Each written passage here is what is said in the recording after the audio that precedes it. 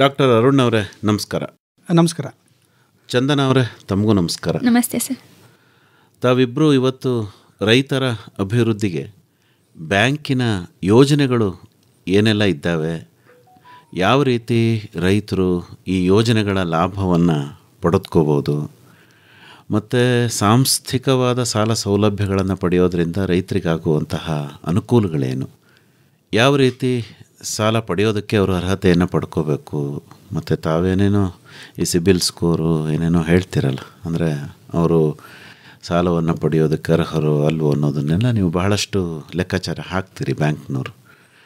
ಈ ತರಹ ಒಂದು ಅರ್ಹತೆಯನ್ನು ಪಡ್ಕೊಳ್ಳೋದು ಹೇಗೆ, ಕೃಷಿ ಕ್ಷೇತ್ರಕ್ಕೆ ನಿಮ್ಮ ಬ್ಯಾಂಕಿನ ಕೊಡುಗೆಗಳೇನು, ಈ ಎಲ್ಲದರ ಬಗ್ಗೆ ವಿವರವಾಗಿ ಮಾಹಿತಿಯನ್ನು ನೀಡಬೇಕು. ವಿಚಾರ ತಾವೇ ಆರಂಭ ಮಾಡಿ ಡಾಕ್ಟರ್ ಅರುಣ್ ಅವರು. ನಮಸ್ಕಾರ.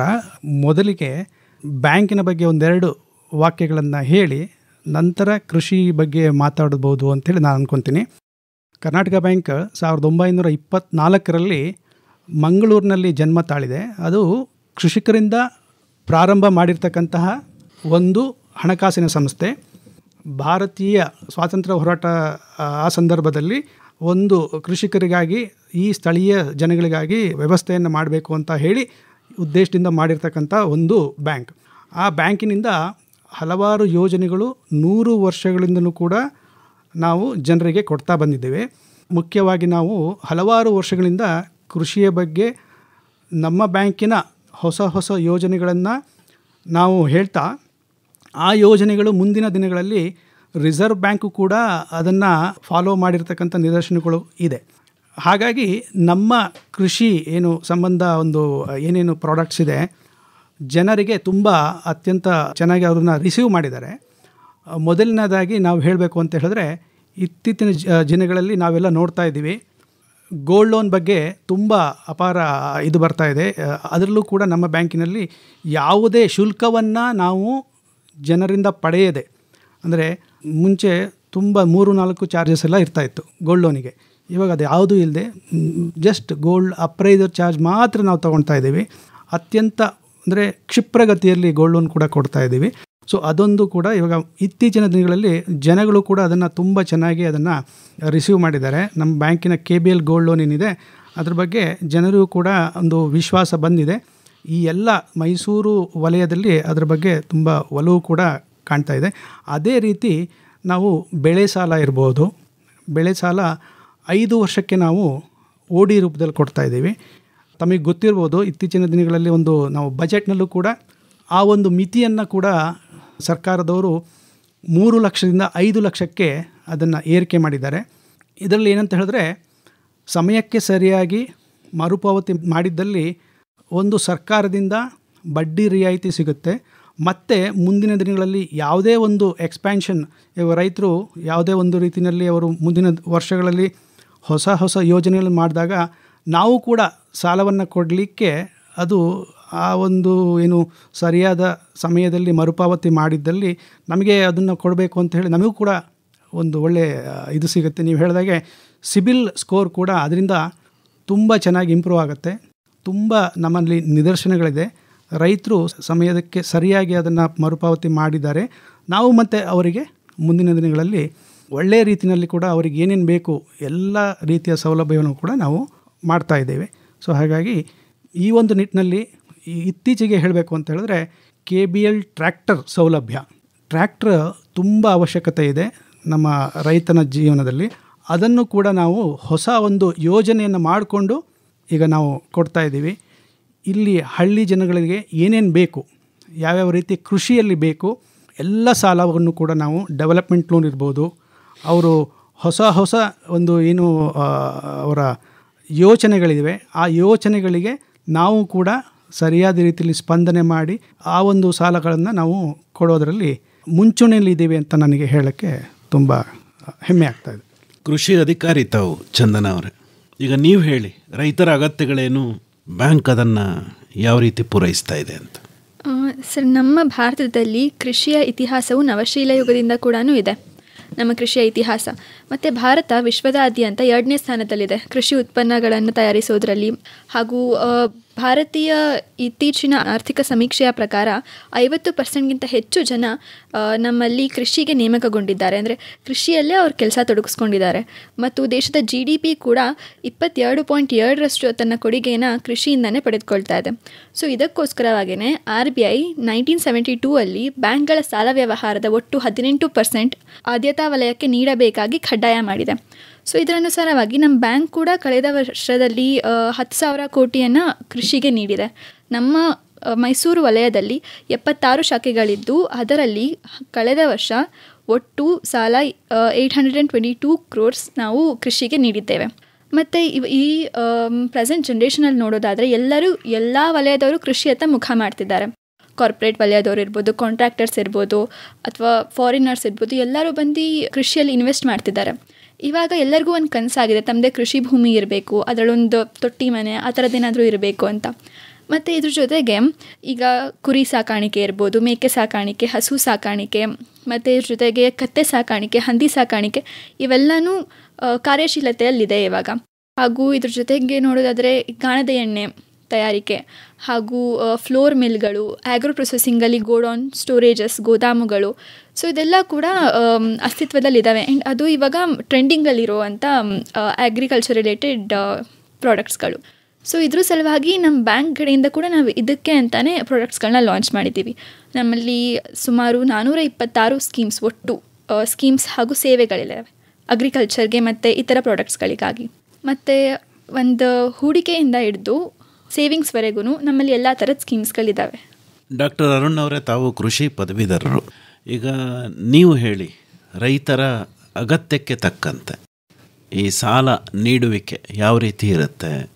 ಈಗ ಒಂದು ಸಾಲವನ್ನು ಬ್ಯಾಂಕಿನಿಂದ ಪಡಿಬೇಕು ಅಂತಾದರೆ ಆತ ಪೂರ್ವಭಾವಿಯಾಗಿ ಯಾವ ರೀತಿ ಬ್ಯಾಂಕಿನೊಂದಿಗೆ ವ್ಯವಹಾರವನ್ನು ಇಟ್ಕೋಬೇಕು, ಖಾತೆ ತೆರಿಬೇಕು, ಅದರಲ್ಲಿ ಆತ ವ್ಯವಹಾರವನ್ನು ಮಾಡ್ತಾ ಹೋಗಬೇಕು, ಮತ್ತು ನೀವು ನೀಡುವಂತಹ ಸಾಲಗಳಿಗೆ ದಾಖಲೆಗಳನ್ನು ಏನೇನು ಕೇಳ್ತೀರಿ ಅದ್ರ ಬಗ್ಗೆ ಸ್ವಲ್ಪ ಹೇಳ್ತಾ ಹೋಗಿ. ಖಂಡಿತವಾಗಿಯೂ ರೈತರು ಬ್ಯಾಂಕ್ನಲ್ಲಿ ಖಾತೆ ಮೊದಲು ಅವರು ಒಂದು ತೆರೆದು ಒಂದು ಏನು ಸೇವಿಂಗ್ಸ್ ಅಂತ ಏನು ಹೇಳ್ತೀವಿ, ಉಳಿತಾಯವನ್ನು ಮಾಡ್ತಾ ಒಂದು ಪ್ರಾರಂಭ ಮಾಡಿದ್ದಲ್ಲಿ ಅವರಿಗೆ ಉಳಿತಾಯ ಬಗ್ಗೆ ಅವರಿಗೆ ಅರಿವು ಮೂಡಿ, ಸೊ ಆ ಅಕೌಂಟ್ ಟರ್ನ್ ಓವರ್ ಏನಿದೆ ಟ್ರಾನ್ಸಾಕ್ಷನ್ಸು ಸ್ವಲ್ಪ ವರ್ಷ ಆಗಬೇಕು. ನಂತರದಲ್ಲಿ ಕೃಷಿ ಏನೇನು ಅವರಿಗೆ ಅವಶ್ಯಕತೆ ಇದೆ ಅದನ್ನು ಸರಿಯಾದ ರೀತಿಯಲ್ಲಿ ಒಂದೇ ಸಲ ಇವಾಗ ಬ್ಯಾಂಕಿಗೆ ಅವರು ಸಂಪರ್ಕ ಮಾಡಿದಾಗ ನಮ್ಮಲ್ಲಿ ಕೃಷಿ ಅಧಿಕಾರಿಗಳಿರ್ಬೋದು ಅಥವಾ ಏನು ಮ್ಯಾನೇಜರ್ಸ್ ಇರ್ತಾರೆ, ಅವ್ರ ಹತ್ರ ಸರಿಯಾದ ರೀತಿಯಲ್ಲಿ ಅದರ ಬಗ್ಗೆ ಮಾಹಿತಿಯನ್ನು ಕೊಟ್ಟು ಅವರಲ್ಲಿ ಏನೇನು ಅವರಿಗೆ ದಾಖಲಾತಿಗಳು ಬೇಕು ಎಂಬತಕ್ಕಂಥ ಒಂದೇ ಸರಿ ಅವ್ರನ್ನ ವಿಷಯವನ್ನು ತಿಳಿಸಿ ಸರಿಯಾದ ಏನು ನಾವು ಮ್ಯಾನೇಜರ್ಸ್ ಅಥವಾ ಏನು ಫೀಲ್ಡ್ ಆಫೀಸರ್ಸ್ ಹೇಳ್ತೀವಿ ಅವರಿಂದ ವಿಷಯವನ್ನು ಪಡೆದುಕೊಂಡು ಒಂದೇ ಸ್ಥಳದಲ್ಲಿ ಅವರು ಎಲ್ಲದನ್ನು ದಾಖಲಾತಿಗಳು RTC ಇರಬಹುದು, ಮತ್ತು ನಮ್ಮಲ್ಲಿ EC ಅಂತ ಹೇಳ್ತೀವಿ. ಆಮೇಲೆ ಈ ಪತ್ರಗಳು, ನಮ್ಮ ಏನು ಜಮೀನು ಪತ್ರಗಳಿದೆ ಅದರ ಬಗ್ಗೆ ಎಲ್ಲ ಸರಿಯಾದ ಮಾಹಿತಿಯನ್ನು ಬ್ಯಾಂಕ್ನವರಿಂದ ಪಡೆದು ಅದನ್ನು ಕೊಟ್ಟಿದ್ದೇ ಆದಲ್ಲಿ ನಮ್ಮ ಕೃಷಿ ಅಧಿಕಾರಿಗಳಿರ್ಬೋದು ಅಥವಾ ಮ್ಯಾನೇಜರ್ಸ್ ಒಂದು ಅವರ ಕೃಷಿ ಏನು ಮಾಡ್ತಾ ಇದ್ದಾರೆ ಜಮೀನನ್ನು ಪರಿಶೀಲನೆ ಮಾಡಿ ಅವರಿಗೆ ಏನು ಅವಶ್ಯಕತೆ ಇದೆ ಅದೆಲ್ಲ ಸಾಲಗಳನ್ನು ಕೂಡ ಕೊಡಲಿಕ್ಕೆ ಎಲ್ಲ ರೀತಿಯ ಒಂದು ಏನು ನಮ್ಮಲ್ಲಿ ಯೋಜನೆಗಳಿದೆ, ಆ ಯೋಜನೆಗಳನ್ನು ಅದಕ್ಕೆ ಸೂಟ್ ಯಾವುದಾಗುತ್ತೆ ಅದರಲ್ಲಿ ಅದನ್ನು ನಾವು ಸಾಲಗಳನ್ನು ಕೊಡಲಿಕ್ಕೆ ನಾವು ಪ್ರಯತ್ನ ಮಾಡ್ತೇವೆ. ಈಗ ತುಂಬ ಟ್ರೆಂಡಿಂಗಲ್ಲಿರೋದು ರೈತ ಉತ್ಪಾದಕ ಕಂಪನಿಗಳು, ನಾವೇನು FPOಗಳು ಅಂತ ಹೇಳ್ತೀವಲ್ಲ, ಈಗ ಎಲ್ಲ ಕಡೆಯಲ್ಲೂ ಕೂಡ ಸರ್ಕಾರವೇ ಇದಕ್ಕೆ ಪ್ರೋತ್ಸಾಹವನ್ನು ಕೊಡ್ತಾ ಇದೆ. ಇದಕ್ಕಾಗಿ ಏನಾದರೂ ವಿಶೇಷವಾದ ಯೋಜನೆಗಳಿದ್ದಾವೆ? ಅದೇ ನೀವು ಸರಿಯಾದ ಒಂದು ಇದನ್ನು ಕೇಳಿದ್ರಿ. ನಮ್ಮಲ್ಲೂ ಕೂಡ ಸರ್ಕಾರದ ಯಾವ್ಯಾವ ಯೋಜನೆಗಳಿದೆ ನಾವು ಕೂಡ ಅದನ್ನು ಫಾಲೋ ಮಾಡ್ತಾ ಇದ್ದೀವಿ. FPO ಬಗ್ಗೆ ಏನೇನು ಅವರಿಗೆ ಅವಶ್ಯಕತೆ ಇದೆ ಅದನ್ನು AIF ಅಂತ ಹೇಳಿದ್ರೆ ಅಗ್ರಿ ಇನ್ಫ್ರಾಸ್ಟ್ರಕ್ಚರ್ ಫಂಡ್ ಎಂಬತಕ್ಕಂಥ ಒಂದು ಏನು ಸ್ಕೀಮ್ ಇದೆ, ಆ ಸ್ಕೀಮಲ್ಲಿ 2 ಕೋಟಿಯ ತನಕ ಏನು ಸರ್ಕಾರದಿಂದ ಸೌಲಭ್ಯ ಬರುತ್ತೆ, ಸಾಲ ಏನು ಕಡಿಮೆ ಬಡ್ಡಿ ದರದಲ್ಲಿ ಸಿಗುತ್ತೆ, ಅದನ್ನು ಕೂಡ ನಾವು ಕೊಡುವಂಥ ವ್ಯವಸ್ಥೆ ನಮ್ಮಲ್ಲೂ ಕೂಡ ನಾವು ಮಾಡ್ಕೊಂಡಿದ್ದೇವೆ. ಅಂದರೆ ರೈತ ಉತ್ಪಾದಕ ಸಂಸ್ಥೆಗಳಿಗೆ ತಾವೇನಾದರೂ ಸಹಾಯ ಮಾಡಿದ್ದಿದೆಯಾ? ಯಾವುದಾದ್ರು FPOಗಳ ಜೊತೆ ಕೆಲಸ ಮಾಡಿದ್ದೀರ ತಾವು? ನಾವು ಅದ್ರ ಬಗ್ಗೆ ಮಾತಾಡಿದ್ದೀವಿ, ಕೊನೆಯ ಹಂತದಲ್ಲಿದೆ. ಸದ್ಯದಲ್ಲೇ ಕೂಡ ಅದನ್ನು ಕೂಡ ನಾವು ಆ ವಲಯಕ್ಕೂ ಕೂಡ ನಾವು ಸಾಲವನ್ನು ಕೊಡಲಿದ್ದೇವೆ. ಜೇಬಲ್ಲಿ ದುಡ್ಡು ಇಟ್ಕೊಂಡು ಓಡಾಡೋದು ಅಂತಂದರೆ ಕಿಸಾನ್ ಕ್ರೆಡಿಟ್ ಕಾರ್ಡ್. FPOಗಳ ಬಗ್ಗೆ ನೀವೇನಾದರೂ ಹೇಳೋದಿದೆಯಾ? ಹೌದು ಸರ್. ಅಂದರೆ KBL ಕೃಷಿಕ್ ಸಮುದಾಯ ಅಂತ ರೈತ ಉತ್ಪಾದಕರ ಸಂಘ ಹಾಗೂ ರೈತ ಉತ್ಪಾದಕರ ಸಂಸ್ಥೆಗಳಿಗೋಸ್ಕರನೇ ಅವರ ಆರ್ಥಿಕ ಅಗತ್ಯಗಳನ್ನು ಪೂರೈಸುವುದಕ್ಕೋಸ್ಕರನೇ ನಮ್ಮ ಈ ಸ್ಕೀಮ್ ಲಾಂಚ್ ಆಗಿರೋದು. ಸೊ ಇದರಲ್ಲಿ ನಾವು ರೈತ ಉತ್ಪಾದಕರ ಸಂಘ ಅಥವಾ ಸಂಸ್ಥೆ ಏನಿರುತ್ತೆ ಅವುಗಳಿಗೆ ಕಟ್ಟಡ ನಿರ್ಮಾಣಕ್ಕಾಗಿರಬಹುದು, ಕೃಷಿ ಯಂತ್ರೋಪಕರಣಗಳನ್ನ ಖರೀದಿಸುವುದಕ್ಕಾಗಿರ್ಬೋದು, ಅಥವಾ ಅವುಗಳ ಸಂಸ್ಕರಣೆ, ಇವಾಗ ಅವರೇ ಏನಾದರೂ ಕೃಷಿ ಉತ್ಪನ್ನಗಳನ್ನ ತಯಾರಿಸ್ತಿದ್ದಾರೆ ಅಂದರೆ ಅದಕ್ಕೆ ಸಾಲ ನೀಡೋದಾಗಿರ್ಬೋದು, ಮತ್ತು ಸಾಗಾಣಿಕೆ ವಾಹನಗಳು, ಮತ್ತು ವಿಶೇಷವಾಗಿ ವಿನ್ಯಾಸಗೊಳಿಸಿರುವ ವಾಹನಗಳು, ಇದೆಲ್ಲದಕ್ಕೂ ಸಹ ನಾವು ಫಂಡ್ ಮಾಡ್ತೀವಿ ನಮ್ಮ ಕಡೆಯಿಂದ. ಇದರ ಜೊತೆಗೆ ಕಾರ್ಯ ಬಂಡವಾಳ ಅಂದರೆ ODಗಳನ್ನ ಕೂಡ ಅವಶ್ಯಕತೆಗಳನ್ನು ಪೂರೈಸಲು ನಾವು ಕೊಡ್ತೀವಿ.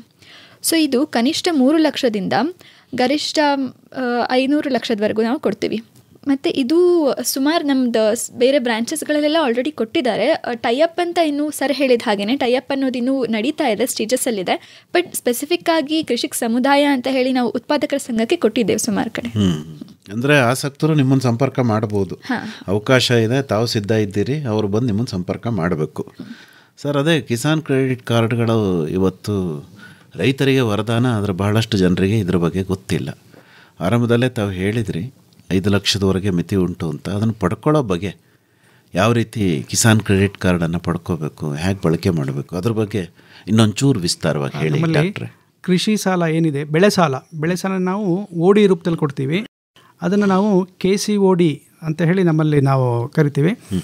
ಅದನ್ನು ಪಡೆದುಕೊಂಡಲ್ಲಿ ಅವರಿಗೆ ಉಚಿತವಾಗಿ ನಾವು ಡೆಬಿಟ್ ಕಾರ್ಡನ್ನು ಕೊಡ್ತೀವಿ. ಡೆಬಿಟ್ ಕಾರ್ಡ್ ಅಂತ ಹೇಳಿದ್ರೆ ಅವರ ಅಕೌಂಟಲ್ಲಿ ಹಣ ಇದ್ದಲ್ಲಿ ಅದನ್ನು ಉಪಯೋಗ ಮಾಡ್ಬೋದು. ಸೊ ಹಾಗಾಗಿ RuPay credit card, debit card ಏನಿದೆ ಅದರಿಂದ ಅವರು ಎಲ್ಲ ರೀತಿಯ ಸೌಲಭ್ಯಗಳನ್ನು, ಅಂದರೆ ಪೇಮೆಂಟ್ ಮಾಡೋದಾಗಲಿ ಮತ್ತೊಂದಾಗಲಿ, ಆ ಒಂದು ಕಾರ್ಡಿಂದ ಅದನ್ನು ಅವರು ಪಡ್ಕೋಬೋದು. ಅಲ್ಲ, ತಾವು ಹೇಳಿದ್ರಲ್ಲ 5 ಲಕ್ಷದವರೆಗೆ ಮಿತಿ ಹೆಚ್ಚಿಸಿದ್ದೀವಿ, ಮೊದಲ 1 ವರ್ಷದಲ್ಲಿ ಅವರು ಮರುಪಾವತಿ ಮಾಡಿದ್ರೆ ಬಡ್ಡಿ ಇಲ್ಲ, ಅದ್ರ ಬಗ್ಗೆ ಒಂಚೂರು ಹೇಳಿ. ಈಗ ಪಡ್ಕೋಬೇಕು, ಈಗ ನನಗೆ ಬೇಕಪ್ಪ ಒಂದು ಕಿಸಾನ್ ಕ್ರೆಡಿಟ್ ಕಾರ್ಡ್, ನಿಮ್ಮ ಹತ್ರ ಬಂದು ತಗೋಬೇಕು ಅಂದರೆ ಏನು ಪ್ರೊಸೀಜರು? ಅದೇ ಒಂದು ಅವರ ಏನು ದಾಖಲಾತಿಗಳನ್ನು ಅವರು ಕೊಟ್ಟು ಅದಕ್ಕೆ ನಾವು ಯಾವುದೇ ಕೂಡ ಅಡಮಾನವನ್ನು ಮಾಡೋದಿಲ್ಲ. 5 ಲಕ್ಷ ತನಕ ಇವಾಗ ಮಿತಿಯನ್ನು ಈ ಮುಂದಿನ ವರ್ಷದಲ್ಲಿ ಅದನ್ನು ಏರಿಕೆ ಮಾಡಲಾಗಿದೆ. ಸೊ ಹಾಗಾಗಿ ರೈತರಿಗೆ ಅದೊಂದು ವರದಾನ ಅಂತಲೇ ಹೇಳ್ಬೋದು. ಯಾವುದೇ ಅಡಮಾನ ಮಾಡದೆ, ಒಂದು ಅಂತ ಹೇಳಿದ್ರೆ ಅವರ ಸಿಬಿಲ್ ಸ್ಕೋರ್ ಸರಿಯಾಗಿತ್ತು ಅಂತ ಹೇಳಿದ್ರೆ ನಾವು ಖಂಡಿತವಾಗಿ ಅವರ RTC ಮತ್ತು ನಾನು ಹೇಳಿದಾಗೆ ಕೃಷಿ ಅಧಿಕಾರಿ ಅದನ್ನು ಅವರ ಸಂಪರ್ಕ ಮಾಡಿ ಪರಿಶೀಲನೆ ಮಾಡಿ ಅವರಿಗೆ ಬೆಳೆ ಸಾಲವನ್ನು ಮಂಜೂರಾತಿ ಮಾಡಿದ ಮೇಲೆ ಅವರಿಗೆ ಆ OD ಅಕೌಂಟ್ ಏನು ಓಪನ್ ಆಗುತ್ತೆ, ಅದಾದಮೇಲೆ ಅವರಿಗೆ ಈ ಕಾರ್ಡು ಕೂಡ ಉಚಿತವಾಗಿ ಲಭ್ಯವಾಗುತ್ತೆ. ಏನಿಲ್ಲ, ಅವರು ಹತ್ತಿರದ ಶಾಖೆಗಳನ್ನು ಸಂಪರ್ಕ ಮಾಡಬೇಕು. ಅವರ ಏನು ದಾಖಲಾತಿಗಳಿದೆ RTC ಮತ್ತೊಂದು ಎಲ್ಲ ಅದರನ್ನೆಲ್ಲ ಅವರು ಸಲ್ಲಿಸಿದೆ ಆದಲ್ಲಿ ಬ್ಯಾಂಕಿನ ಪರವಾಗಿ ಬೇಗನೆ ಕೂಡ ಅವರಿಗೆ ಕೂಡ ಈ ಒಂದು ಸೌಲಭ್ಯವನ್ನು ಕೊಡಲಿಕ್ಕೆ ನಾವು ಸಿದ್ಧರಿದ್ದೇವೆ. ಅಂದರೆ 1 ವರ್ಷದವರೆಗೆ ಅವರು ಮರುಪಾವತಿ ಮಾಡಿದ್ರೆ ಅದಕ್ಕೆ ಬಡ್ಡಿ ಏನು ಹಾಕೋಲ್ವ ತಾವು? ಬಡ್ಡಿ ಅಂದರೆ ಸಬ್ವೆನ್ಷನ್ ಬರುತ್ತೆ ಗೌರ್ಮೆಂಟಿಂದ. ಸೊ ಇದನ್ನು ನಾವು ಅವರಿಗೆ ಒದಗಿಸ್ತೀವಿ. ಕಡಿಮೆ ಬಡ್ಡಿ ದರದಲ್ಲಿ ಅವರಿಗೆ ಬೆಳೆ ಸಾಲ ಸಿಗುವಂತೆ ಆಗುತ್ತೆ. ಅದು ನಾವು 5 ವರ್ಷಕ್ಕೆ ನಾವು ಕೊಟ್ಟಿರ್ತೀವಿ. ಪ್ರತಿ ವರ್ಷ ಅದನ್ನು ಅವರು ರಿನ್ಯೂವಲ್ ಮಾಡ್ಕೊಂಡು ನವೀಕರಿಸ್ಕೋಬೇಕು ಅಲ್ವಾ? ಹೌದು. ಅದಕ್ಕೆ ಒಂದು ಮಿತಿ ಅಂತಲೂ ಹಾಕಿರ್ತೀರಿ. ಆ ಕಾರ್ಡನ್ನು ಅವರು ಹೋದ ಕಡೆ ಎಲ್ಲ ಗೊಬ್ಬರಕ್ಕೆ ಪೇಮೆಂಟ್ ಮಾಡಲಿಕ್ಕೆ, ಅದಕ್ಕೆಲ್ಲ ಔಷಧಿಗೆ ಪೇಮೆಂಟ್ ಮಾಡೋಕ್ಕೆ, ಬೀಜಕ್ಕೆ ಪೇಮೆಂಟ್ ಮಾಡೋಕ್ಕೆ ಅವರು ಅದನ್ನು ಬಳಸ್ಕೋಬೋದು. ಅವರು ಮತ್ತು ಆ OTP ಮತ್ತು ಕಾರ್ಡನ್ನು ಯಾರಿಗೂ ಕೂಡ ಕೊಡಬಾರ್ದು. ಅದೊಂದು ಅವರು ಏನಂತೆ ಮುಂಜಾಗ್ರತಾ ಕ್ರಮವನ್ನು ಮಾಡಿಕೊಂಡ್ರೆ ಅದರ ಏನು ಇತ್ತೀಚಿನ ನಾವು ನೋಡ್ತಾ ಇದ್ದೀವಿ ಈ ಸೈಬರ್ ಕ್ರೈಮ್, ಅದನ್ನೆಲ್ಲ ಅವರು ಅವಾಯ್ಡ್ ಮಾಡ್ಕೋಬೋದು. ಓಕೆ, ಚಂದನ ಅವರೇ, ಈ PMFME ಬಗ್ಗೆ ತಾವು ಸೂಕ್ಷ್ಮವಾಗಿ ಹೇಳಿದ್ದೀರಿ. ಅಂದರೆ ಪ್ರೊಸೆಸಿಂಗ್ ಯೂನಿಟ್ ಅಂತ ಹೇಳಿ ಇವತ್ತು ರೈತಾಪಿ ಜನರಿಗೆ ತುಂಬ ಬೇಕಾಗಿರೋದು. ಗ್ರಾಮೀಣ ಪ್ರದೇಶದಲ್ಲಿ ಹೆಣ್ಮಕ್ಳು ಗುಂಪುಗಳನ್ನು ಮಾಡ್ಕೋತಾರೆ, ಒಂದಷ್ಟು ಕಿರು ಉದ್ದಿಮೆಗಳನ್ನು ಮಾಡ್ಕೋತಾರೆ. ಅದಕ್ಕೆ ಏನಾದರೂ ವಿಶೇಷವಾದ ಸೌಲಭ್ಯ ತಾವು ಆಲೋಚನೆ ಮಾಡಿದ್ದೀರಾ, ಕೊಡ್ತಾ ಇದ್ದೀರಾ? ಸರ್, ಒಂದು PMFME ಅಂದರೆ ಅದು ಗೌರ್ಮೆಂಟ್ ಆಫ್ ಇಂಡಿಯಾಯಿಂದ prime minister formalisation of micro food processing enterprises scheme ಅಂತ ಹೇಳಿ ಲಾಂಚ್ ಆಗಿದೆ. ಇದರ ಮುಖ್ಯ ಉದ್ದೇಶನೇ ಆತ್ಮನಿರ್ಭರ ಭಾರತ. ಸೊ ಇದಕ್ಕಾಗಿ ಅಗ್ರಿಕಲ್ಚರ್ ರಿಲೇಟೆಡ್ ಆಗಿ ನೋಡೋದಾದರೆ ಯಾವ ಪ್ರೊಸೆಸಿಂಗ್ಗಳಲ್ಲಿ ಕೃಷಿ ಉತ್ಪನ್ನಗಳು ಪ್ರಾಥಮಿಕವಾಗಿ ಅವರು ಉಪಯೋಗಿಸ್ತಾರೋ ಕೃಷಿ ಉತ್ಪನ್ನಗಳನ್ನ ಅದನ್ನು ನಾವು ಆಗ್ರೋ ಪ್ರೊಸೆಸಿಂಗ್ ಅಂಡರ್ ಅಂತ ಹೇಳಿ ಕನ್ಸಿಡರ್ ಮಾಡಿ ಅದಕ್ಕೆ ನಾವು ಕೊಡಬಹುದಿರುತ್ತೆ. ಇವಾಗ ಹಿಟ್ಟಿನ ಗಿರಾಣಿ ಆಗಿರಬಹುದು, ರೊಟ್ಟಿ ಮೆಷಿನ್ಗಳಾಗಿರಬಹುದು, ಎಣ್ಣೆಗಾಣಗಳಾಗಿರಬಹುದು. ಇವುಗಳಲ್ಲಿ ಇವಾಗ ಎಣ್ಣೆಗಾಣಗಳು ತೊಗೊಳ್ಳೋದಾದರೆ ಎಣ್ಣೆ ಕಾಳುಗಳನ್ನ ಉಪಯೋಗಿಸ್ತಾರೆ, ಪ್ರೈಮರಿಯಾಗಿ ಅದು ಉಪಯೋಗಿಸ್ತಾರೆ. ಸೊ ಅದಕ್ಕೆ ಅದನ್ನ ಆಗ್ರೋ ಪ್ರೊಸೆಸಿಂಗ್ ಅಂತ ಹೇಳಿ ಕನ್ಸಿಡರ್ ಮಾಡಿ ಕೊಡಬಹುದಿರುತ್ತೆ. ಇದು PMFME ಸ್ಕೀಮ್ ಅಂಡರ್ಗೆ ಬರಬೇಕಂದ್ರೆ ಅವರು ಯಾವುದಾದ್ರೂ ಅವ್ರ ಹತ್ತಿರದಲ್ಲಿರೋ ರೈತ ಸಂಪರ್ಕ ಕೇಂದ್ರ ಅಥವಾ ಕೃಷಿ ಇಲಾಖೆಗೆ ಹೋಗಿ ಸಂಪರ್ಕಿಸಬೇಕಿರುತ್ತೆ. ಅದ್ರ ಥ್ರೂ ಅವ್ರು ಅಪ್ಲೈ ಮಾಡಿ ಆಮೇಲಿಂದ ನಮ್ಗೆ ಬರ್ಬೋದು. ಅದಕ್ಕೆ ಸಬ್ಸಿಡಿ ಲಭ್ಯತೆಗಳು ಕೂಡ ಇದೆ. ಗೌರ್ಮೆಂಟ್ ಆಫ್ ಇಂಡಿಯಾ ಹಾಗೂ ಗೌರ್ಮೆಂಟ್ ಆಫ್ ಕರ್ನಾಟಕ ಎರಡಡಿಯಲ್ಲೂ 60.40 ಅನ್ನೋ ಶೇಕಡದಲ್ಲಿ ಅವರು ಅದಕ್ಕೆ ಇಂಟ್ರೆಸ್ಟ್ ಸಬ್ಸಿಡಿಗಳನ್ನ ಕೊಡ್ತಿದ್ದಾರೆ. ಸರ್, ಕೃಷಿಗೆ ಬೇಕಾದಂತಹ ಮೂಲ ಸೌಕರ್ಯವನ್ನು ಅಭಿವೃದ್ಧಿ ಪಡಿಸ್ಕೊಳ್ಳೋದಕ್ಕೆ ಏನಾದರೂ ವಿಶೇಷವಾದ ಕಾರ್ಯಕ್ರಮ ಇದೆಯಾ? ನಮ್ಮಲ್ಲಿ ಹಲವಾರು ಕಾರ್ಯಕ್ರಮಗಳಿದೆ. ಇವಾಗ ರೈತರಿಗೆ ಏನು ಇರಿಗೇಷನ್ ಅಂತ ಹೇಳ್ತೀವಿ, ಅದರ ಬಗ್ಗೆ ನೀರಾವರಿನಲ್ಲಿ ಸ್ಪ್ರಿಂಕ್ಲರ್ ಇರ್ಬೋದು, ಡ್ರಿಪ್ ಇರಿಗೇಷನ್ ಇರ್ಬೋದು, ನೀರಾವರಿ ಸೌಲಭ್ಯ ಇರ್ಬೋದು. ನಂತರದಲ್ಲಿ ಅವರು ಏನು ಗೋಡೌನ್ ಕನ್ಸ್ಟ್ರಕ್ಷನ್ ಮಾಡಬಹುದು ಅಥವಾ ಫಾರ್ಮ್ ಹೌಸ್, ಗೋದಾಮುಗಳು, ಆಮೇಲೆ ಒಂದು ಬೇಲಿಯನ್ನು ಅವರು ಏನು ಸುಭದ್ರತೆಗೆ ಅದನ್ನು ಮಾಡಬೇಕು ಅಂತ ಹೇಳಿದ್ರೆ ಅದನ್ನು ಕೂಡ ನಾವು ಕೊಡಲಿಕ್ಕೆ ನಮ್ಮ ಹಲವಾರು ಯೋಜನೆಗಳಿದೆ. ಕೃಷಿ ಸಿಂಚನ ಅಂತ ಹೇಳಿ ಆ ಒಂದು ಸ್ಕೀಮಲ್ಲಿ ಈ ನೀರಾವರಿ ಬಗ್ಗೆ ಅದನ್ನೆಲ್ಲ ನಾವು ಕೊಡ್ತಾ ಇದ್ದೇವೆ. ನಂತರ ಈ ಪುಷ್ಪೋದ್ಯಮವೂ ಕೂಡ ಅವರು ಅದರಲ್ಲಿ ಆಸಕ್ತಿ ಇದ್ದಲ್ಲಿ ನಾವು ಅದನ್ನು ಕೃಷಿಕ್ ಏನು ಪುಷ್ಪಾಂಕುರ್ ಅಂತ ಒಂದು ನಮ್ಮ ಯೋಜನೆಯಲ್ಲೂ ಕೂಡ ಅವರಿಗೆ ಸಾಲವನ್ನು ಕೊಡ್ತಾ ಇದ್ದೇವೆ. ಅಂದರೆ ವಿಶೇಷವಾಗಿ ಹೂವಿನ ಬೆಳೆಗಾರರಿಗೂ ಕೂಡ ನಮ್ಮಲ್ಲಿ ಆ ಒಂದು ಸ್ಕೀಮ್ ಇದೆ, ಪುಷ್ಪಾಂಕುರ ಅಂತ ಹೇಳಿ ಆ ಒಂದು ಸೌಲಭ್ಯವನ್ನು ಕೂಡ ನಾವು ಕೊಡ್ತಾ ಇದ್ದೇವೆ. ಅಂದರೆ ಈ ಯೋಜನೆ ಅಡಿನಲ್ಲಿ ಅವರು ಹೂವು ಬೆಳ್ಕೋಬೋದಾ? ಹೌದು. ಮತ್ತು ಅವರಿಗೆ ಅದರ ಸಂಬಂಧಪಟ್ಟಾಗಿ ಮಾರ್ಕೆಟಿಂಗು ಅದರಲ್ಲೂ ಕೂಡ ನಮ್ಮ ಕೃಷಿ ಅಧಿಕಾರಿಗಳು ಅದಕ್ಕೆ ಅವರಿಗೆಲ್ಲ ಸಲಹೆಗಳನ್ನು ಕೂಡ ಕೊಡ್ತಾರೆ. ಈಗ ಟ್ರ್ಯಾಕ್ಟರ್ ಬಗ್ಗೆ ಹೇಳಿದ್ರು ಡಾಕ್ಟರ್ ಅರುಣ್ ಅವರು. ಅಂದರೆ ಕೃಷಿಗೆ ಬೇಕಾದಂತಹ ಮೂಲಭೂತ ಏನು ಯಂತ್ರಗಳಿದಾವಲ್ಲ ಅವೆಲ್ಲದಕ್ಕೂ ಕೂಡ ತಾವು ಸಾಲ ಸೌಲಭ್ಯವನ್ನು ಕೊಡ್ತೀರಾ ಹೇಗೆ ಚಂದನ ಅವರ? ಹಾಂ ಸರ್, ಅಂದರೆ ಕೃಷಿಕ್ ಟ್ರ್ಯಾಕ್ಟರ್ ಹಾಗೂ ಕೃಷಿಕ್ ಸಾರಥಿ ಅಂತ ಹೇಳಿ 2 ಸ್ಕೀಮ್ಗಳಿದ್ದಾವೆ. ಟ್ರ್ಯಾಕ್ಟರ್ ಅಡಿಯಲ್ಲಿ ಬರೀ ಟ್ರ್ಯಾಕ್ಟರಿಗೆ ಅಂದರೆ ಎಷ್ಟು HP ಅವ್ರು ತೊಗೊಂಡ್ರು, ಇವಾಗ 20 HP ಇಂದ ಹಿಡಿದು ಎಷ್ಟು HP ವರೆಗೂ ತೊಗೊಂಡ್ರು ಅದಕ್ಕೆ ಕೃಷಿಕ್ ಟ್ರ್ಯಾಕ್ಟರ್ ಅಡಿಯಲ್ಲಿ ಕೊಡ್ತೀವಿ. ಕೃಷಿ ಯಂತ್ರೋಪಕರಣ ತೊಗೊಳ್ಳೋದಾದರೆ ಅದನ್ನು ನಾವು ಇವಾಗ ಟ್ರೇಲರ್ಸ್ ಇರುತ್ತೆ, ರೋಟ್ರಿ ಇರುತ್ತೆ. ಟಿ ನರಸೀಪುರ ಕಡೆ ಎಲ್ಲ ನೋಡೋದಾದರೆ ಅಲ್ಲಿ ಜಾಸ್ತಿ ಭತ್ತ ಬೆಳೀತಾರೆ, ಸೊ ಕಂಬೈನ್ಡ್ ಹಾರ್ವೆಸ್ಟ್ರ್ ಬೇಕಾಗಿರುತ್ತೆ. ಆ ಕಡೆ ಅದಕ್ಕೆಲ್ಲ ನಾವು ಕೃಷಿಕ್ ಸಾರಥಿ ಅಂತ ಹೇಳಿ ಕೊಡ್ತೀವಿ. ಅದೆಲ್ಲ ಕೃಷಿಕ್ ಸಾರಥಿ ಅಂಡರಲ್ಲಿ ಕವರ್ ಆಗುತ್ತೆ. ಅಂದರೆ ಮೂಲಭೂತ ಸೌಕರ್ಯದ ಜೊತೆಗೆ ವ್ಯವಸಾಯದ ಅಭಿವೃದ್ಧಿಗೆ ಬೇಕಾದಂತಹ ಯಂತ್ರೋಪಕರಣಗಳ ಬಗ್ಗೆನೂ ಕೂಡ ತಾವು ಗಮನ ಹರಿಸಿದ್ದೀರಿ ಅಲ್ವಾ?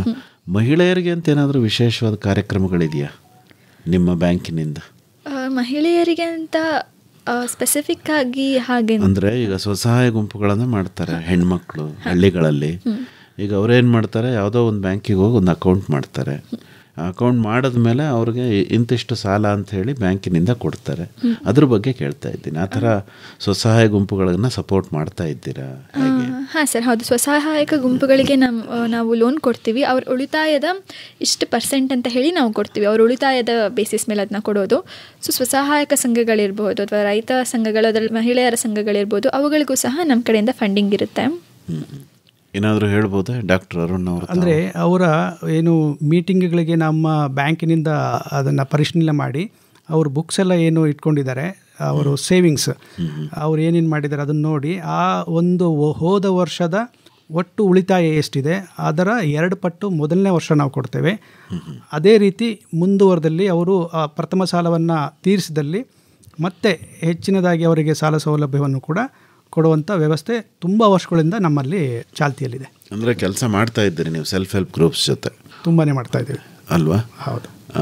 ಅಲ್ಲ, ಕೃಷಿಕರಿಂದಲೇ ಆರಂಭವಾದಂತಹ ಬ್ಯಾಂಕ್ ಅಂತ ತಾವು ಹೇಳಿದ್ರಿ ಅಲ್ವೇ? ಅಂದರೆ ಕೃಷಿಕರಿಗಾಗೇ ವಿಶೇಷವಾದ ಸಾಕಷ್ಟು ಸೌಲಭ್ಯಗಳನ್ನು ತಾವೀಗ ಪಟ್ಟಿ ಮಾಡ್ತಾ ಇದ್ದೀರಿ. ಈಗ ಬಹಳ ಪ್ರಧಾನವಾಗಿ ಬರೋವಂಥದ್ದೇನಪ್ಪ ರೈತರು ಅಂತಂದರೆ ತುಂಬ ಜನ ಭೂಮಿ ಖರೀದಿ ಮಾಡೋಕ್ಕೆ ದುಡ್ಡು ಕೊಡ್ತೀರಾ ಅಂತ ಕೇಳ್ತಾರೆ. ಅಂದರೆ ಬಹುಶಃ ಆ ತರಹದ ಯಾವುದು ಯೋಜನೆಗಳಿಲ್ಲ ಅಂತ ಅನಿಸುತ್ತೆ. ಇಲ್ಲ, ನಮ್ಮಲ್ಲಿ ಇತ್ತೀಚೆಗೆ ನೀವು ಹೇಳಿದ ಹಾಗೆ ಇತ್ತೀಚಿನ ದಿನಗಳಲ್ಲಿ ಏನಾಗಿದೆ ಅಂತ ಹೇಳಿದ್ರೆ ಎಲ್ಲರೂ ಕೂಡ ಕೃಷಿ ಭೂಮಿಯನ್ನು ಪಡ್ಕೋಬೇಕು ಅಂತ ಒಂದು ಆಸೆ ಇದೆ. ಸರ್ಕಾರನೂ ಕೂಡ ಇತ್ತೀಚಿನ ದಿನಗಳಲ್ಲಿ ಒಂದು ಮೆಷರ್ ತಂದಿದೆ, ಯಾರು ಬೇಕಾದರೂ ಕೂಡ ಕೃಷಿ ಭೂಮಿಯನ್ನು ಖರೀದಿ ಮಾಡಬಹುದು ಅಂತ ಹೇಳಿ. ನಮ್ಮಲ್ಲಿ ಅದಕ್ಕೋಸ್ಕರ ಕೃಷಿ ಭೂಮಿ ಅಂತಕ್ಕಂಥ ಒಂದು ಸಾಲ ಸೌಲಭ್ಯವನ್ನು ಕೂಡ ಇತ್ತೀಚೆಗೆ ನಾವು ಪರಿಚಯ ಮಾಡಿದ್ದೇವೆ. ಓಹೋ. ಅದರ ಅಡಿನಲ್ಲಿ ಕೃಷಿ ಏನು ಭೂಮಿ ಇದೆ ಅದನ್ನು ಅವರು ಏನು ಖರೀದಿ ಮಾಡಲಿಕ್ಕೆ ನಮ್ಮ ಶಾಖೆಗಳನ್ನು ಸಂಪರ್ಕ ಮಾಡಿದಲ್ಲಿ ಸೂಕ್ತವಾಗಿ ಅವರಿಗೆ ಎಷ್ಟು ಬೇಕು, ಅವರು ಏನು ಅಗ್ರಿಮೆಂಟ್ ಇರುತ್ತೆ, ಅವರಿಗೆ ಅದರ ಬಗ್ಗೆ ಅನುಭವ ಇದೆಯೋ ಇಲ್ವೋ ಅದನ್ನೆಲ್ಲ ನೋಡಿ ಅದನ್ನು ಕೂಡ ನಾವು ಸೌಲಭ್ಯವನ್ನು ಕೊಡಲಿಕ್ಕೆ ನಾವು ರೆಡಿ ಇದ್ದೇವೆ ಅಂತ. ಅಂದರೆ ಏನು ಭೂಮಿ ಖರೀದಿಯಿಂದ ಹಿಡಿದು ನೀವು ಅವ್ರ ಜೊತೆ ನಿಲ್ಲೋದಕ್ಕೆ ಸಿದ್ಧವಾಗಿದ್ದೀರಿ ಅಲ್ವಾ? ಖಂಡಿತವಾಗಿ.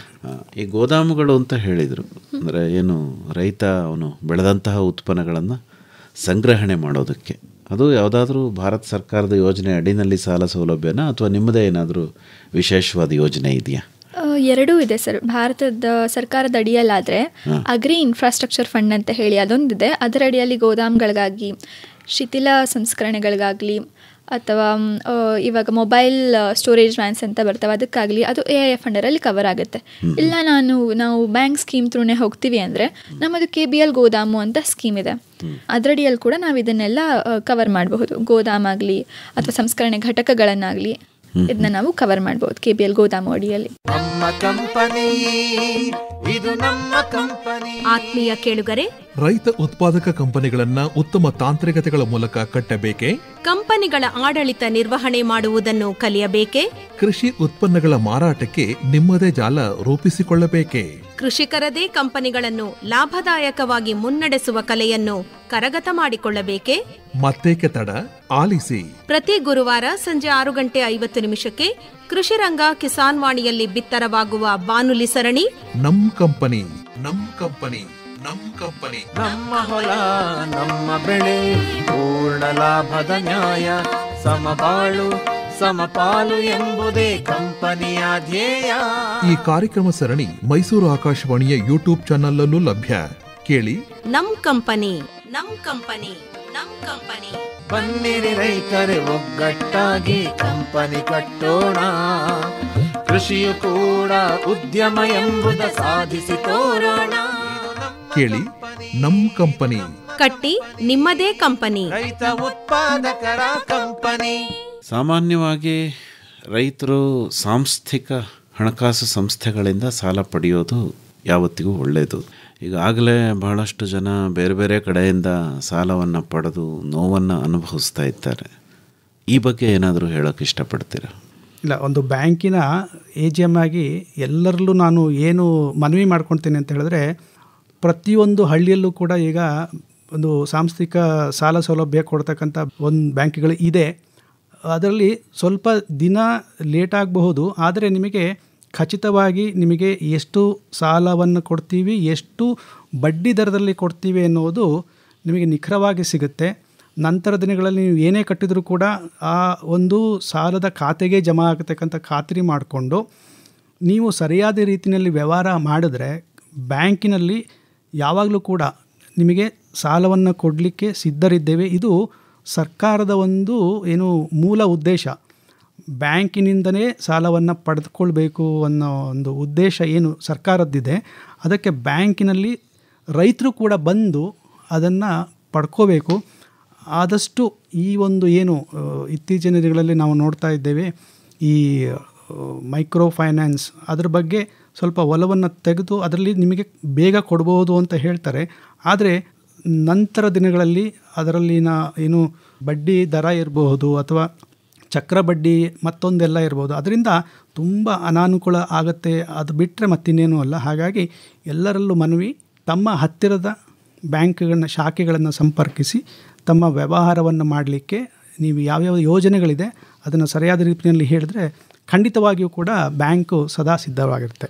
ನಿಮಗೆ ಅನಿಸುತ್ತಾ ರೈತರು ಬ್ಯಾಂಕಿಗೆ ಬರೋದಕ್ಕೆ ಭಯಪಡ್ತಾರೆ ಅಂತ? ಅಂದರೆ ಅದರಲ್ಲಿ ಕೆಲವುದು ಕಾರಣ ಇರಬಹುದು. ಆದರೆ ಬ್ಯಾಂಕ್ನಲ್ಲೂ ಕೂಡ ಈ ಇತ್ತೀಚಿನ ದಿನಗಳಲ್ಲಿ ಏನು ರೆಸ್ಪಾನ್ಸ್ ಅಂದರೆ ಜನರಿಗೆ ಕೊಡ್ತಕ್ಕಂಥ ರೆಸ್ಪಾನ್ಸ್ ಏನಿದೆ ಕಡಿಮೆ ಆಗ್ತಾ ಇದೆ ಅಂತ ಎಲ್ಲ ಕಡೆ ಕೇಳಿಬರ್ತಾ ಇದೆ. ಆದರೂ ಕೂಡ ನಾವು ಕೂಡ ಅದನ್ನು ನಮ್ಮ ಏನು ಸಿಬ್ಬಂದಿಯವರು ಇದ್ದಾರೆ ಅವರಿಗೆಲ್ಲ ನಾವು ಹೇಳ್ತಾ ಇದ್ದೇವೆ, ಯಾವಾಗಲೂ ಕೂಡ ಈ ನಮ್ಮ ಭಾರತ ಇರುವಂಥದ್ದು ಹಳ್ಳಿಗಳಲ್ಲಿ. ಸೊ ಹಳ್ಳಿಗಳನ್ನು ನಾವು ಅಲ್ಲಿನ ಕಸ್ಟಮರ್ಸನ್ನು ನಾವು ಸರಿಯಾದ ರೀತಿಯಲ್ಲಿ ನಾವು ನಡೆಸ್ಕೊಂಡ್ರೆ ನಮ್ಮ ಬ್ಯಾಂಕು ಕೂಡ ಅಭಿವೃದ್ಧಿ ಆಗಲಿಕ್ಕೆ ಎಲ್ಲ ರೀತಿಯಲ್ಲಿ ಸಹಾಯ ಆಗುತ್ತೆ. ಹಾಗಾಗಿ ನಮ್ಮ ಬ್ಯಾಂಕ್ಗಳಲ್ಲಿ ತಕ್ಕ ಮಟ್ಟಿಗೆ ಅವರಿಗೆ ಯಾವುದೇ ರೀತಿಯ ಅಂಜಿಕೆ ಇಲ್ಲದೆ ಸೇವೆಯನ್ನು ಪಡೆದುಕೋಬೋದು ಅಂತ ನನ್ನ ಒಂದು ಅನಿಸಿಕೆ.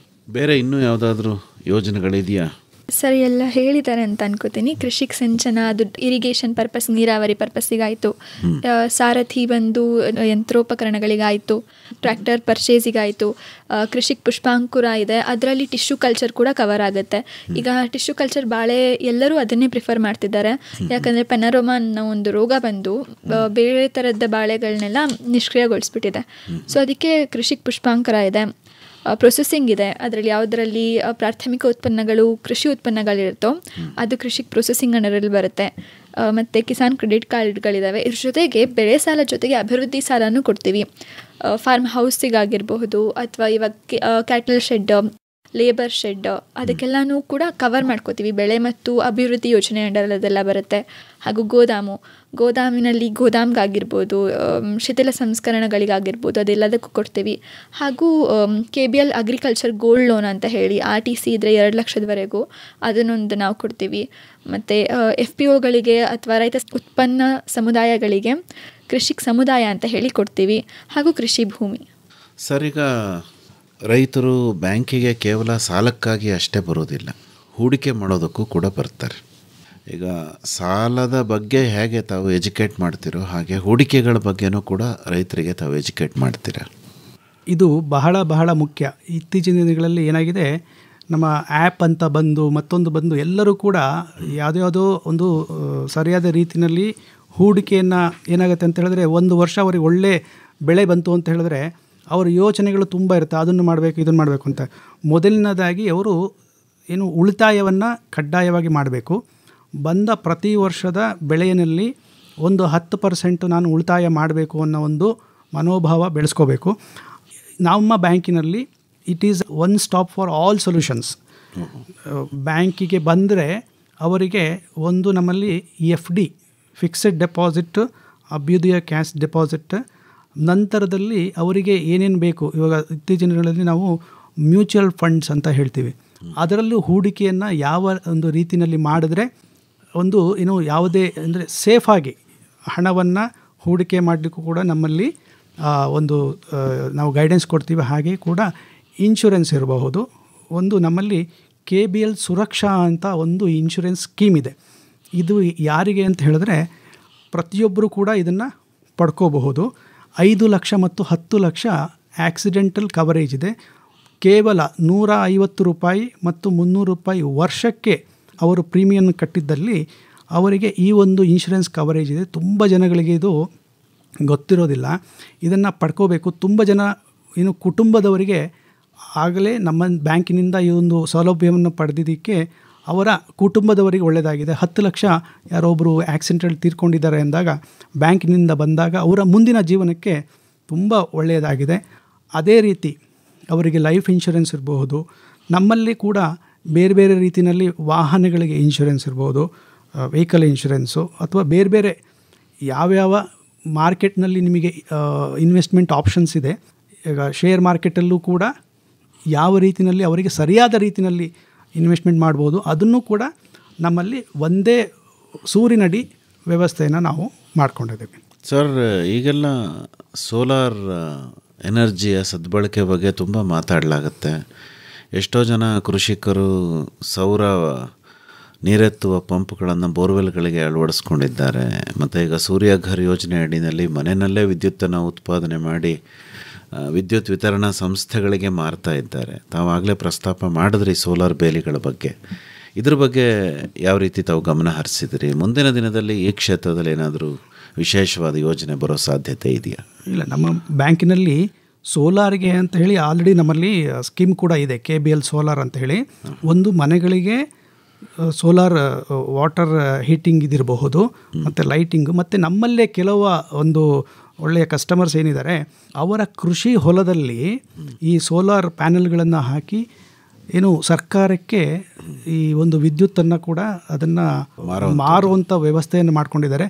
ಅದರಲ್ಲಿ ಯಶಸ್ವಿಯನ್ನು ಕೂಡ ಅವರು ಕಂಡಿದ್ದಾರೆ. ನಮಗೂ ಕೂಡ ಹೆಮ್ಮೆ, ಈ ಒಂದು ಸಹಭಾಗಿತ್ವದಲ್ಲಿ ನಾವು ಕೂಡ ಅದರಲ್ಲಿ ಇದ್ದೀವಿ ಅನ್ನುವಂಥ ಒಂದು ವಿಷಯ ನಮಗೂ ಕೂಡ ಒಂದು ಹೆಮ್ಮೆಯ ವಿಷಯ ಆಗಿದೆ. ನಮ್ಮ ಕಸ್ಟಮರ್ಸು ಕೂಡ ಇದರಲ್ಲಿ ಭಾಗಿಯಾಗಿದ್ದಾರೆ.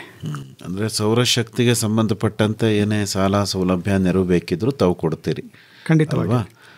ಈಗ ನಾವು ಏನು ರೈತರ ಶಿಕ್ಷಣ ಅಂತೀವಲ್ಲಮ್ಮ, ಅಂದರೆ ಯಾತಕ್ಕೆ ಸಾಲ ತಗೋಬೇಕು, ಸಾಲ ಪಡೆದಿದ್ದನ್ನು ಯಾವ ಉದ್ದೇಶಕ್ಕೆ ತೆಗೆದುಕೊಂಡಿದ್ದಾರೋ ಅದೇ ಉದ್ದೇಶಕ್ಕೆ ಬಳಸಬೇಕು, ಬಳಸಿದ್ರಲ್ಲಿ ಅಭಿವೃದ್ಧಿ ಆದದ್ದನ್ನು ತಂದು ವಾಪಸ್ ಮರುಪಾವತಿ ಮಾಡಬೇಕು. ಈ ತರಹ ಗ್ರಾಹಕರಿಗೆ ಶಿಕ್ಷಣವನ್ನು ಕೊಡೋದಕ್ಕೆ ಏನಾದರೂ ವಿಶೇಷವಾದ ಯೋಜನೆಗಳು ಆ ಥರದವು ಏನಾದರೂ ಇದ್ದಾವ, ಅಥವಾ ಆ ಕೆಲಸನೂ ಕೂಡ ತಾವು ಮಾಡ್ತೀರಾ ನಿಮ್ಮ ಕೃಷಿ ಅಭಿವೃದ್ಧಿ ವಿಭಾಗದಿಂದ?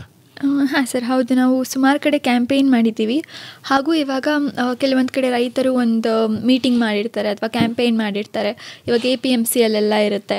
ಸೊ ಅಲ್ಲಿ ಪ್ರೊಡಕ್ಷನ್ ಯೂನಿಟ್ಸ್ಗಳು ಒಂದು ಕ್ಯಾಂಪೇನಿಂಗ್ ಥರ ಮಾಡಿರ್ತಾರೆ. ಅದರಲ್ಲಿ ಎಲ್ಲ ಹೋಗಿ ನಾವು ಭಾಗವಹಿಸಿದ್ದೀವಿ. ಹಾಗೂ ಅಲ್ಲಿ ನಮ್ಮ ಕೈಲಾದಷ್ಟು ರೈತರಿಗೆ ನಾವು ಹೇಗೆ ಅವರಿಗೆ ಫೈನಾನ್ಷಿಯಲ್ ಎಜುಕೇಷನ್ ಅಂದರೆ ಹೀಗೆ ಶಿಕ್ಷಣ ಹೇಗೆ ನೀಡಬಹುದು ಫೈನಾನ್ಸ್ ರಿಲೇಟೆಡ್, ಅದನ್ನು ನಾವು ಮಾಡಿದ್ದೀವಿ. ಮತ್ತು HD ಕೋಟೆಯಲ್ಲಿ ಒಂದು ಕಡೆ ಆಗಿತ್ತು, ಹೀಗೆ ಮೀಟಿಂಗ್ ಆಗಿತ್ತು ರೈತರದ್ದು. ಸೊ ಅಲ್ಲಿ ಕೂಡ ಹೋಗಿ ಭಾಗವಹಿಸಿದ್ದೀವಿ. ನರಸೀಪುರದಲ್ಲಿ ಭಾಗವಹಿಸಿದ್ವಿ. ಮತ್ತು ಕೃಷಿ ಮೇಳಗಳು ನಡೀತಾ ಇರುತ್ತೆ. ಈಗ ಮಂಡ್ಯದಲ್ಲಾಗಿರ್ಬೋದು, GKVK ಅಲ್ಲಾಗಿರ್ಬೋದು, ಅಲ್ಲೆಲ್ಲ ನಮ್ಮ ಸ್ಟಾಲ್ಸ್ ಇರುತ್ತೆ. ಸೊ ಅಲ್ಲಿ ನಾವು ಬಂದ ರೈತರುಗಳಿಗೆ ಅವರಿಗೆ ಫೈನಾನ್ಷಿಯಲ್ ಡಿಸಿಪ್ಲಿನ್ ಆಗಿರ್ಬೋದು ಅಥವಾ ಫೈನಾನ್ಷಿಯಲ್ ಎಜುಕೇಷನ್ ಆಗಿರ್ಬೋದು ಹೇಗೆ ಕೊಡಬಹುದು ಅದನ್ನೆಲ್ಲ ನಾವು ಮಾಡಿದ್ದೀವಿ, ಇಲ್ಲಿವರೆಗೂ ಮಾಡ್ಕೊಂಡು ಬಂದಿದ್ದೀವಿ. ಕೃಷಿಕರಿಂದಲೇ ಆರಂಭವಾದಂತಹ ಬ್ಯಾಂಕ್ ತಮ್ಮದು. ಈಗ ಕೃಷಿಕರಿಗಾಗಿ ಏನಾದರೂ ತರಬೇತಿ ಕೇಂದ್ರಗಳನ್ನು ಏನಾದರೂ ತಾವು ಸ್ಥಾಪನೆ ಮಾಡಿದ್ದೀರಾ, ಅಥವಾ ಕೃಷಿಕರ ತರಬೇತಿ ನೀಡೋ ನಿಟ್ಟಿನಲ್ಲಿ ಏನಾದರೂ ಗಮನ ಹರಿಸಿದ್ದೀರಾ? ಅಂದರೆ ಅದೇನಾಯಿತು ಅಂತ ಹೇಳಿದ್ರೆ, ಪಬ್ಲಿಕ್ ಸೆಕ್ಟರ್ ಬ್ಯಾಂಕ್ಸಿಗೆ ಆ ಒಂದು ರೂಟ್ ಸೆಟ್ಟು ಅದೆಲ್ಲ ಆ ರೀತಿ ಸೌಲಭ್ಯವನ್ನು ಕೊಡಬೇಕು ಅಂತೇಳಿ ಮಾಡಿದ್ದಾರೆ. ನಾವೇನು ಮಾಡ್ತೀವಿ ಅಂತ ಹೇಳಿದ್ರೆ, ಈ ಒಂದು ಆಲ್ರೆಡಿ ಇರ್ತಕ್ಕಂತಹ ಈ ಒಂದು ಏನು ಸಂಸ್ಥೆಗಳಿದೆ, ಇದರ ನಾವು ಸಹಭಾಗಿತ್ವದಲ್ಲಿ ನಮ್ಮ ಕಸ್ಟಮರ್ಸ್ ಇರ್ಬೋದು ಮತ್ತು ಜನರಲ್ ಪಬ್ಲಿಕ್ ಕೂಡ ಅವೇರ್ನೆಸ್ ಪ್ರೋಗ್ರಾಮ್ ಇರ್ಬೋದು ಅಥವಾ ಕೌಶಲ್ಯ ತರಬೇತಿ ಇರಬಹುದು, ಅದನ್ನು ಕೂಡ ನಾವು ಈ ರೀತಿಯಲ್ಲಿ ಮಾಡಲಿಕ್ಕೆ ನಾವು ಪ್ರಯತ್ನ ಮಾಡ್ತೇವೆ. ಕೃಷಿ ಆ್ಯಕ್ಚುಲಿ ಪ್ರಧಾನವಾಗಿ ಬ್ಯಾಂಕುಗಳು ಸಾಲವನ್ನು ಕೊಡಬೇಕಾದಂತಹ ಕ್ಷೇತ್ರ ಅಂತ ಪರಿಗಣಿಸೋದಿಲ್ಲ. ಆದರೂ ಕೂಡ ತಾವು ಬಹಳಷ್ಟು ಯೋಜನೆಗಳನ್ನು ಕೃಷಿ ಕ್ಷೇತ್ರದ ಅಭಿವೃದ್ಧಿಗಾಗಿ ತಾವು ಹಾಕ್ಕೊಂಡಿದ್ದೀರಿ, ಮತ್ತು ಗ್ರಾಮೀಣ ಭಾಗದಲ್ಲೂ ಕೂಡ ತಾವು ಕಾರ್ಯನಿರ್ವಹಿಸ್ತಾ ಇದ್ದೀರಿ. ವಿಶೇಷವಾಗಿ ನಿಮ್ಮ ಬ್ಯಾಂಕಿನಲ್ಲಿ ಕೃಷಿ ಅಧಿಕಾರಿಗಳು ಅಂತಲೇ ಕೃಷಿ ಪದವೀಧರರನ್ನು ತಾವು ನೇಮಿಸ್ಕೋತೀರಿ. ಇದು ಯಾವ ಕಾರಣಕ್ಕಾಗಿ? ಒಂದು ಹಿನ್ನೆಲೆ ಹೇಳಬೇಕು ಅಂತ ಹೇಳಿದ್ರೆ, 60ರ ದಶಕದಲ್ಲಿ ನಮ್ಮ ಬ್ಯಾಂಕಿನಿಂದ ಏನು ಕೃಷಿ ವಲಯಕ್ಕೆ ನಾವು ಸಾಲ ಕೊಟ್ಟಾಗ RBIನವರಿಂದ ಒಂದು ಕಾಷನ್ ಲೆಟರ್ ಬಂದಿತ್ತು. ಯಾಕೆ ಅಂತ ಹೇಳಿದ್ರೆ, ಆಗ ಆದ್ಯತಾ ವಲಯ ಆಗಿರಲಿಲ್ಲ. ನಮ್ಮ ಏನು ಬ್ಯಾಂಕು ಪ್ರಾರಂಭದಿಂದನೂ ಕೂಡ ಗ್ರಾಮೀಣ ಜನತೆಗೆ ಅವರಿಗೆ ಸೌಲಭ್ಯವನ್ನು ಕೊಡಬೇಕು ಅನ್ನೋ ಉದ್ದೇಶದಿಂದ ನಾವು ಪ್ರಾರಂಭ ಮಾಡಿ ಅದೇ ರೀತಿ ಮುಂದುವರಿತಾ ಬಂದು, ನಂತರ ದಿನಗಳಲ್ಲಿ ಈ ಒಂದು ಏನು ನಾವು ಕೊಡ್ತಾ ಇದ್ದೀವಿ ಅದನ್ನೇ RBI ಕೂಡ ಆದ್ಯತಾ ವಲಯ ಅಂತ ಮಾಡಿ ಕೃಷಿಗೆ ಒಳ್ಳೆಯ ರೀತಿಯಲ್ಲಿ ಸಾಲ ಕೊಡಬೇಕು ಅಂತ ಕೂಡ ಅವರು ನಿರ್ದೇಶವನ್ನು ಕೊಟ್ಟಿದ್ದಾರೆ. ಸೊ ಹಾಗಾಗಿ ನಮ್ಮ ಬ್ಯಾಂಕಿನಲ್ಲಿ ಕೃಷಿಕರಿಗೆ ಪ್ರತಿಯೊಂದು ರೀತಿಯಲ್ಲೂ ಕೂಡ ಇದು ಮಾಡಬೇಕು. ಮತ್ತು ಕೃಷಿ ಪದವೀಧರರಿಗೆ ಯಾಕೆ ಅಂತ ಹೇಳಿದ್ರೆ, ಮೊದಲನೇ ದಿನದಿಂದಲೂ ಕೂಡ ನಮ್ಮಲ್ಲಿ ಅದಕ್ಕೆ ತುಂಬ ಉತ್ತೇಜನವನ್ನು ಕೊಡ್ತಾ ಇದ್ದಾರೆ. ಅವರಿಗೆ ಇದರ ಬಗ್ಗೆ ನಾಲೆಡ್ಜ್ ಇರಬಹುದು, ಯಾವ ರೀತಿಯಲ್ಲಿ ರೈತರಿಗೆ ತಲುಪೋ ಒಂದು ಎಕ್ಸ್ಟೆನ್ಷನ್ ಮೆಥಡ್ಸ್ ಇರ್ಬೋದು, ರಿಕವರಿಗೆ ಹೇಗೆ ಪರ್ಸುಯೇಷನ್ ಮಾಡಬೇಕು, ಆ ಒಂದು ನಿಟ್ಟಿನಲ್ಲಿ ಅವರಿಗೆಲ್ಲ ಒಳ್ಳೆಯ ತರಬೇತಿ ಇರೋದರಿಂದ ಕೃಷಿ ಅಧಿಕಾರಿಗಳು ಮತ್ತು ನಮ್ಮಲ್ಲಿ ಅಗ್ರಿಕಲ್ಚರ್ ಸಪೋರ್ಟ್ ಗ್ರೂಪ್ ಅನ್ನೋ ಒಂದು ಸಪರೇಟ್ ಒಂದು ಯೂನಿಟ್ ಕೂಡ ಇದೆ. ಇದರಿಂದ ನಮ್ಮ ಬ್ಯಾಂಕಿನಲ್ಲಿ ಕೃಷಿ ಸಾಲದ ಬಗ್ಗೆ ಸರಿಯಾದ ರೀತಿಯಲ್ಲಿ ನಡೆಸ್ಕೊಂಡು ಹೋಗಲಿಕ್ಕೂ ಕೂಡ ಅದು ಒಂದು ರೀತಿಯಲ್ಲಿ ಒಳ್ಳೆಯದಾಗಿದೆ ಅಂತ ಹೇಳ್ಬೋದು. ಮಹಿಳಾ ಅಧಿಕಾರಿ ತಾವು ಚಂದನ ಅವರೇ, ಈಗ ನಿಮ್ಮ ಹತ್ರ ಬಂದು ಮಹಿಳೆಯರೇನಾದರೂ ವಿಶೇಷವಾಗಿ ಅವರ ಸಮಸ್ಯೆಗಳ ಬಗ್ಗೆ ಏನಾದರೂ ಹೇಳ್ಕೋತಾರ? ರೈತಾಪಿ ಮಹಿಳೆಯರು ಅವ್ರ ಬಗ್ಗೆ ಮಾತಾಡ್ತಾ ಇದ್ದೀನಿ ನಾನು. ಅಂದರೆ ಇವಾಗ ರೈತಾಪಿ ಮಹಿಳೆಯರು ಇವಾಗ ಏನಂದರೆ ಅವರೇ ಹೋಗಿ ತಾವೇ ಸ್ವಸಹಾಯಕ ಸಂಘಗಳಿರಬಹುದು ಅಥವಾ ರೈತ ಉತ್ಪಾದಕರ ಸಂಘ ಇರ್ಬೋದು ಅಥವಾ ರೈತ ಮಹಿಳೆಯರಾಗಿರಬಹುದು, ಅವರೇ ಹೋಗಿ ತಮ್ಮ ಜೀವನ ತಾವೇ ರೂಪಿಸ್ಕೊಳ್ತಾ ಇದ್ದಾರೆ. ಸೊ ಇದ್ರ ಸಲುವಾಗಿ ಹೀಗೆ ನಮ್ಗೆ ಸಾಲ ಸೌಲಭ್ಯಗಳು ಹೀಗೆ ಬೇಕಿತ್ತು ಅಥವಾ ಈ ರೀತಿ ಬೇಕಿತ್ತು ಅಂತ ಹೇಳಿ ಬಂದು ಕೇಳ್ತಾರೆ. ಮತ್ತು ಅವರಿಗೆ ಇವಾಗ ಅಷ್ಟು ಕಂಫರ್ಟ್ ಇರಲ್ಲ ಪುರುಷರ ಜೊತೆ ಅಷ್ಟು ಮಾತಾಡೋದಕ್ಕೆ. ಸೊ ಆಗ ಬಂದು ಕೇಳಿರೋ ಉದಾಹರಣೆಗಳು ಇದ್ದಾವೆ. ಅಂತಿಮವಾಗಿ ಏನಾದರೂ ಹೇಳೋಕ್ಕೆ ಇಷ್ಟಪಡ್ತೀರಾ ಡಾಕ್ಟರ್ ಅರುಣ್ ಅವರ? 100 ವರ್ಷದಲ್ಲಿ ಪ್ರತಿ ವರ್ಷವೂ ಕೂಡ ಲಾಭವನ್ನು ಪಡೆದುಕೊಂಡು ಬಂದಂಥ ಬ್ಯಾಂಕ್ ಕರ್ನಾಟಕ ಬ್ಯಾಂಕ್. ಆದರೆ ಯಾವುದೇ ರೀತಿಯಲ್ಲಿ ನಾವು ಉದ್ದೇಶ ಲಾಭ ಮಾಡೋದಲ್ಲ, ಜನಗಳಿಗೆ ಸರಿಯಾದ ರೀತಿಯಲ್ಲಿ ಸೇವೆಯನ್ನು ಕೊಡಬೇಕು. ಅದರಿಂದ ಸೇವೆಯನ್ನು ಪಡೆದುಕೊಂಡು ನಂತರ ಅದರಿಂದ ನಮ್ಮ ಉನ್ನತೀಕರಣ ಆಗಬೇಕು ಮತ್ತು ಜನರು ಕೂಡ ಒಳ್ಳೆಯದಾಗಬೇಕು ಅಂತ ಉದ್ದೇಶದಿಂದ ಒಂದು ಪ್ರಾರಂಭವಾದಂಥ ಬ್ಯಾಂಕ್. ಕೃಷಿಯಲ್ಲೂ ಕೂಡ ಅದೇ ರೀತಿ ನಾವು ಕೃಷಿ ಅಲ್ಲದೆ ಬೇರೆ ಒಂದು ಏನು ಸೆಕ್ಟರ್ಸ್ ಇದೆ ಅಲ್ಲೂ ಕೂಡ ನಾವು ಸಾಲ ಸೌಲಭ್ಯಗಳನ್ನು ಕೊಡ್ತಾ ಇದ್ದೇವೆ. ಹೂಡಿಕೆಗಳನ್ನು ಕೂಡ ನಾವು ಎಲ್ಲ ರೀತಿಯಲ್ಲಿ ಏನು ಜನರಿಗೆ ಏನು ನಾವು ಹೇಳ್ತೀವಿ ಸೆಕ್ಯೂರ್ಡ್ ಆ್ಯಂಡ್ ಸೇಫ್ ಏನು ಇನ್ವೆಸ್ಟ್ಮೆಂಟ್ ಪ್ಲ್ಯಾನ್ಸ್ ಇರ್ಬೋದು ಅಥವಾ ಪ್ಲೇಸ್ ಟು ಕಮ್ ವಿತ್, ಅಂದರೆ ಅವರಿಗೆ ಬಂದರೆ ಯಾವುದೇ ರೀತಿಯಲ್ಲೂ ಕೂಡ ತೊಂದರೆಗಳಾಗದ ಹಾಗೆ ಮುಂದಿನ ದಿನಗಳಲ್ಲಿ ಅವರ ಭವಿಷ್ಯಗಳನ್ನು ರೂಪಿಸ್ಕೊಳ್ಬಹುದು. ಕೃಷಿ ಇರಬಹುದು, ಅವರ ಎಜುಕೇಷನ್ ಇರಬಹುದು, ಮನೆಗಳಿರಬಹುದು ಅಥವಾ ಬೇರೆ ಬೇರೆ ಯಾವುದೇ ರೀತಿ ಅವರ ಒಂದು ನೀಡ್ಸ್ ಇರುತ್ತೆ ಅದನ್ನು ಫುಲ್ಫಿಲ್ ಮಾಡಲಿಕ್ಕೆ ನಾವು ಸದಾ ಸಿದ್ಧರಿದ್ದೇವೆ ಅಂತ ಹೇಳ್ಬೋದು. ಹೆಚ್ಚಿನ ಮಾಹಿತಿಗೆ ತಮ್ಮನ್ನೇ ನೇರವಾಗಿ ಸಂಪರ್ಕ ಮಾಡಬೇಕು ಅಂತಾದರೆ ಸಂಪರ್ಕಕ್ಕಾಗಿ ತಮ್ಮ ಮೊಬೈಲ್ ಸಂಖ್ಯೆನ ಕನ್ನಡದಲ್ಲಿ ಹೇಳ್ಬೋದಾ? ಖಂಡಿತವಾಗಿಯೂ 829 177 9910. ಇನ್ನೊಮ್ಮೆ ಹೇಳ್ತೀರಾ?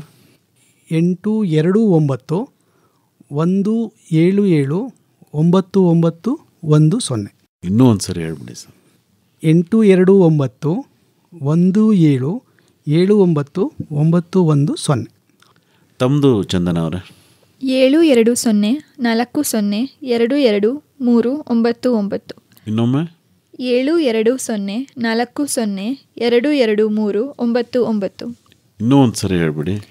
720 40 22 399. ಒಳ್ಳೆಯದು ಡಾಕ್ಟರ್ ಅರುಣ್ ಅವರೇ ಹಾಗೂ ಆರ್ ಚಂದನ ಅವರೇ, ಇದುವರೆಗೂ ರೈತರ ಅಭಿವೃದ್ಧಿಗೆ ಬ್ಯಾಂಕಿನ ಯೋಜನೆಗಳಿಗೆ ಸಂಬಂಧಪಟ್ಟಂತೆ ಬಹಳ ಉಪಯುಕ್ತವಾದ ಮಾಹಿತಿ ನೀಡಿದ್ರಿ. ವಂದನೆಗಳು. ನಮಸ್ಕಾರ. ನಮಸ್ಕಾರ. ನಾವು ಕೂಡ ಆಕಾಶವಾಣಿಗೆ ಆಭಾರಿಯಾಗಿದ್ದೇವೆ ನಮ್ಮ ಬ್ಯಾಂಕಿನ ಬಗ್ಗೆ ಹೇಳಲಿಕ್ಕೆ ಅವಕಾಶವನ್ನು ಕೊಟ್ಟಿದ್ದಕ್ಕೆ. ಧನ್ಯವಾದಗಳು.